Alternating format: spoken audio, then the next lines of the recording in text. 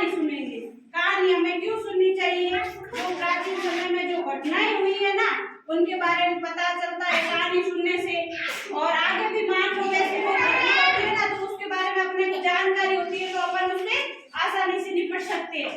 आपकी दादी नानी ने आपको कहानी सुनाई होगी, सुनते हो क्या? हाँ। इस प्रकार आज अपन एक कहानी सुनेंगे।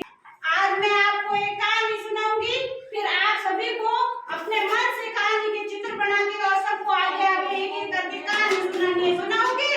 मैं कहानी सुनाऊंगी मुर्गे और लोमड़ी की। अब मैं आपको मुर्गे और लोमड़ी का चित्र बताती हूँ।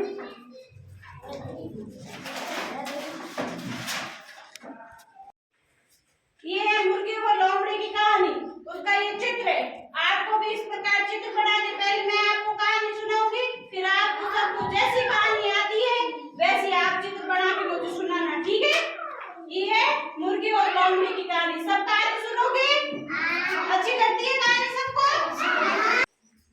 एक बार की बात है, एक जंगल था। जंगल में एक लोमड़ी रहती थी, वो बहुत चालाक थी। उसने देखा कि एक पेड़ पे एक मुर्गी बैठी है, तो उसने सोचा कि आज तो मुझे अच्छा भोजन मिल गया है, अब मैं इसको पहला फुसला के अपना भोजन बना लेती हूँ। फिर तकलीफ ये थी कि वो पेड़ पे चढ़ नहीं पाती थी और मुर्गी ऊपर पेड़ पे बैठी थी। पेड़ पे कौन बैठी थी? मुर्गी। लोमड़ी कहाँ थी?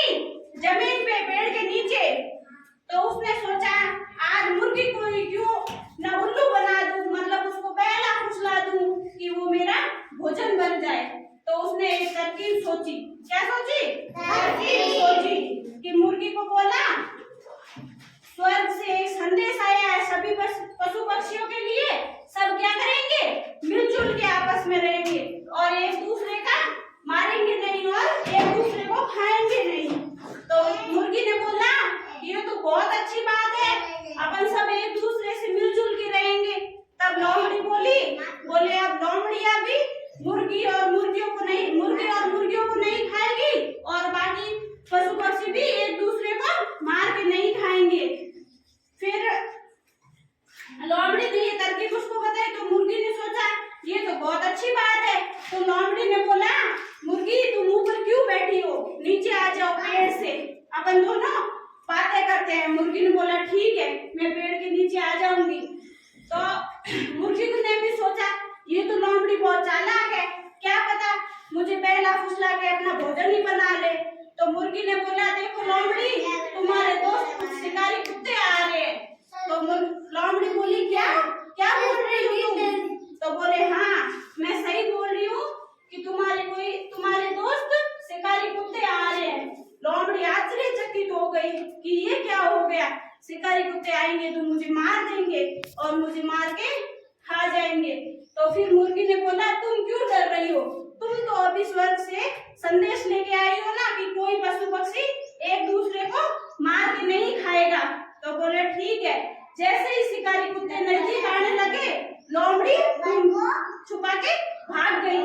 तो इस कहानी से हमें क्या शिक्षा मिलती है कि कभी चालाक आदमी की बातें पे आंखें बंद करके कभी विश्वास नहीं करना चाहिए। सबको कहानी अच्छी लगी? सब अपनी अपनी नोटबुक में एक ड्राइंग बनाओ और मुझे कहानी सुनाओ। आज सभी को एक कहानी या कुछ भी चित्र बना के उसके बारे में मुझे कहानी सुनानी है, ठीक है? सब सुनाओगे? सब चित्र बना लो ना? अच्छे से चित्र बना लो, फिर उसके बारे में मुझे कहानी सुनानी है सबको। चित्र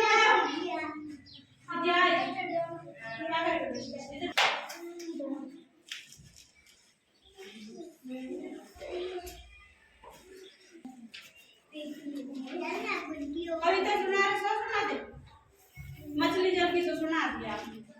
शेर और चूहे का चित्र बनाया है, अब ये शेर और चूहे की कहानी सुनाएगा, ठीक है? सब सुनो कहानी। एक दिन उसके चूहा कहाँ आया जाली काटने के लिए। बनाया है, ये पेड़ है, पेड़ के बारे में आपको ये सुनाएगी, ठीक है?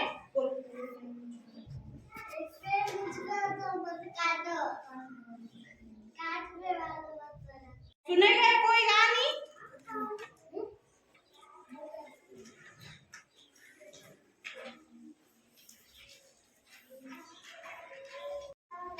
अरे एक बार की बात है, एक चालाक बंदर था और दो बिल्लियां थी। कौन थी? दो बिल्लियां। बिल्लियां एक रोटी लेके आई। दोनों बिल्लियों के पास कितनी रोटी थी? दो। एक रोटी थी। दो बिल्लियां थी और एक रोटी थी। कितनी रोटी थी? एक रोटी थी। दोनों बिल्लियां आपस में लड़ने लगी। क्या करने लगी? तो बंदर पेड़ पे बैठा उनको देख रहा था। क्या कर रहा था?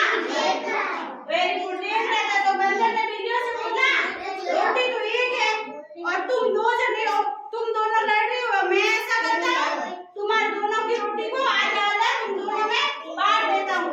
बिल्लियों ने सोचा ठीक है, बांट दो। बंदर एक तोलने के लिए तराजू लाया और उसमें पहले आधी की रोटी को, एक रोटी को आधा आधा किया, दोनों साइड रख दिया, फिर तोलने लगा। एक रोटी का टुकड़ा बड़ा था और एक रोटी का टुकड़ा छोटा था।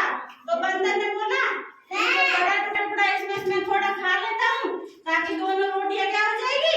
बराबर हो जाएगी। क्या हो जाएगी? तो बंदर ने फिर दोबारा उसमें से थोड़ा ज्यादा टुकड़ा खा लिया। फिर दूसरी रोटी में से ऐसे करते करते धीरे धीरे वो सारी रोटी खा गया और दोनों बिल्लियां देखती लड़ती रह गई। फिर बंदर सारी रोटी खा के पेड़ पे चढ़ गया। इस कहानी से हमें ये सीख मिलती है कि आपस में जो चीज हो वो मिल बांट के ले लेनी चाहिए, किसी तीसरे को मौका